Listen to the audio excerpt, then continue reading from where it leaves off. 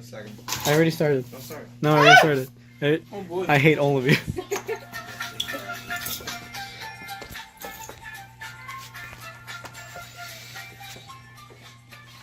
Alright. Good evening, everyone. My name is Tommy Flores. Today, I'm going to be talking to you about the innovative portable home console, the Nintendo Switch. So, I'm going to talk to you a little bit about Nintendo's history. Nintendo didn't always start off as a video game console industry. They started off as toy vendors and making Hanafunda cards. Pretty much, Hanafunda cards are these Japanese play cards. Here's in the background, we could see some of the Hanafunda cards. Ooh. And the Nintendo didn't make their first major home video game console until 1983. The first console that was released for them was the Nintendo Entertainment System. Now, let's talk a little bit about the Nintendo Switch. Here in my bag, I brought my own Nintendo Switch to pass around and show to you guys. When the Nintendo Switch was first being developed, it was called the Nintendo NX. We didn't know much about the system until October 2016, when they finally revealed the Switch itself, showing its gameplay and what it's capable of, which was being a portable home console. They showed it being docked, playing at home, and taking it on the go. The Switch is also the 7th major game created by them. They're innovative with what they make. They make greatness when they touch it. Now, here's a quick timeline about all the consoles that they have made. Their first ever little home, not home console, little tiny video game console was the Game & Watch. Then they made arcade systems for arcade cabinets, stuff like that. And then here's the big major home console, the Nintendo Entertainment System. Then the Game Boy, the Super Nintendo, the Virtual Boy, which was horrible, but we don't talk about it. Then one of my favorites, the Nintendo 64. We also have the GameCube, one of your favorites. Then we also have the Game Boy Advance, the Nintendo DS, the Wii. Of course, I'm pretty sure everyone knows about the Wii. We have the 3DS, which I also brought here. It's another one of Nintendo's big consoles. Then, finally, we have the Nintendo Switch. Now, let's talk about the gimmick. Like I said before, it's made to be taken on the go. Can I have the Switch back for a second, sir? Now, the Switch is able to take out these controllers and be used as one whole controller or be used as separate controllers. So, for example, let's just say we're about to play a game, and I could just hand you one controller on the side, and we could play like this. The Nintendo Switch was made for you to take on the go and be able to play multiplayer on the go. Can I have this back for a second? Thank you. And Nintendo doesn't just limit you to using these Joy-Cons. You can use a generic controller, video game controller that Nintendo makes themselves. You can buy one that's wired or wirelessly. Now, the Joy-Cons themselves aren't just controllers. One of the biggest features that Nintendo pushes is the HD Rumble feature. So, pretty much what the HD Rumble feature does, it immerses you more into the gameplay. The HD Rumble allows you to pretty much, let's just say we're trying to pour a glass of water in a video game. You start pouring it, and let's just say the glass also has ice cubes. Once the ice cubes start dropping, it doesn't just vibrate and just keep constantly vibrating. For every single ice cube, it'll make a different vibration for what it hits. It's very cool, and they're really pushing on it. Something else that they added on the Switch, but it's only sadly on the right Joy-Con, is an IR motion sensor. Pretty much, let's just say I put this in front of an object. So I put it in front of Chris. It's able to recognize that there's an object in front of it, that how far it is, and pretty much if it's moving or not. It's very weird, but a lot of games don't use it yet. One of the games that actually uses it is the Nintendo Labo. It was released a couple of days ago, but that's one of the big ones that I can only think about. Now, let's talk about its specs. While you're taking it portably, the game can only run at 720p, 30 frames per second.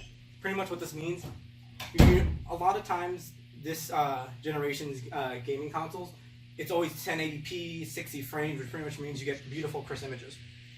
But sadly, when you're playing portably with the Nintendo Switch, you only get 720p with 30 frames.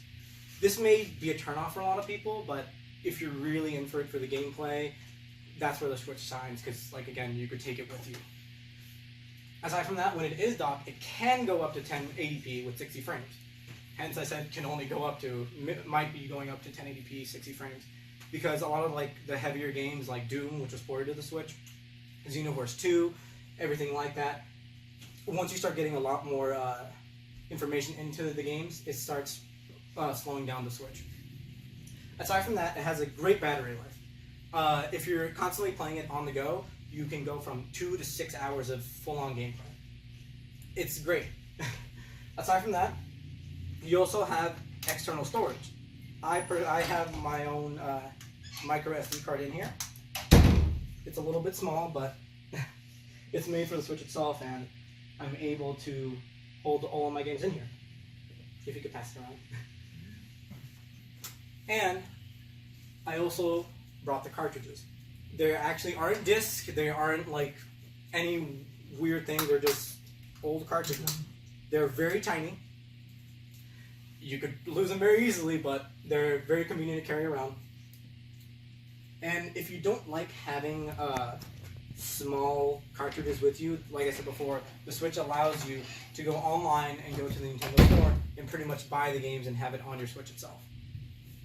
And you also could connect with other Switch users and play online with many of the games that the Switch has, like Splatoon, Xenoverse, and many more.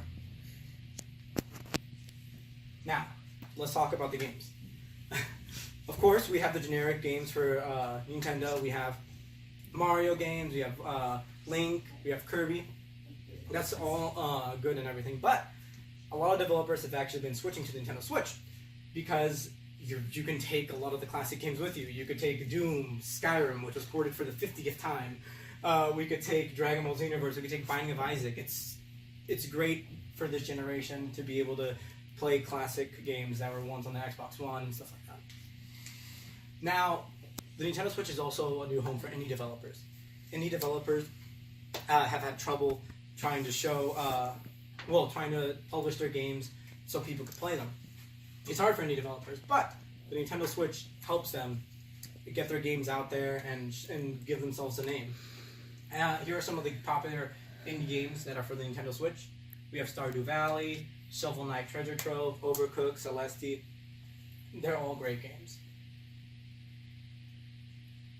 Now, I don't just want to praise the Switch. I want to tell you guys about some of its flaws too. One of the biggest flaws that the Nintendo Switch has is that for some reason this only happens on the left Joy-Con. Can I have this back for a sec, sir? The left Joy-Con has a problem where if you start going even a little bit further away, it starts losing connectivity, and you pretty much just stop moving. It's a really big problem that only happens on the older models of the Nintendo Switch. That's the right one. Sorry, this one. And it's very annoying, but what can you do? They're fixing it right now, actually, on the newer models. But if you're stuck with an older model, it sucks. Aside from that, if you want to get your games virtually, the Switch does not have a big storage capacity. You're forced to actually buy an external SD card and any other way to hold your games. It sucks, but if you want to have smaller cartridges, I guess it's fine, but they could be lost easily, like I said before. Another big thing is that the Nintendo accessories are not cheap at all. How much do you guys think these Joy-Cons are? $50 each. 60. 60? Anything else? No? 40. 40? $1,000. Up close to $80. It does not Together? come cheap. Yeah, together. Together, they're $80. It does not come cheap.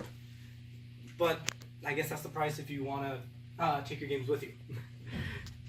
Aside from that, your Switch can actually also get scratched easily. I brought with me, not the dock, but if you have the dock and you're trying to place your games into the Nintendo Switch, there's a chance that you actually scratch your screen.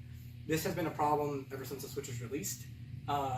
I don't know what they've done to fix the problem yet, but it's still a problem that exists. Can you put a glass screen over it, like one of those like liquid screens? Yeah, you could put liquid screens, but like if you buy it from Nintendo, it's still going to be really expensive. So at the same time, they're giving you a great console, but then you might scratch it, but then you have to buy one of their accessories and it's expensive. That's pretty much my presentation. I love the Switch. I wanted to inform you guys about what it's capable of, and if you're interested in buying one, I hope this will help you.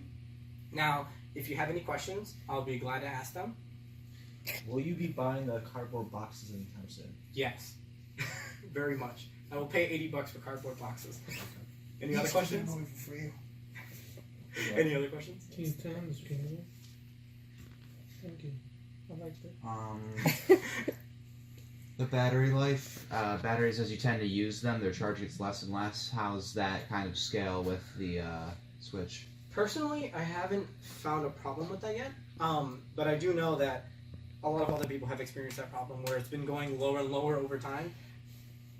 But it of course, it will happen at a gradual pace. I mean, if you play more of it, of course, it will also deplete the battery more and more. But And it's a first gen model. yeah, so since these are one of the first gen models, it'll probably experience that problem soon. Can we play Nintendo Switch games now? Yeah!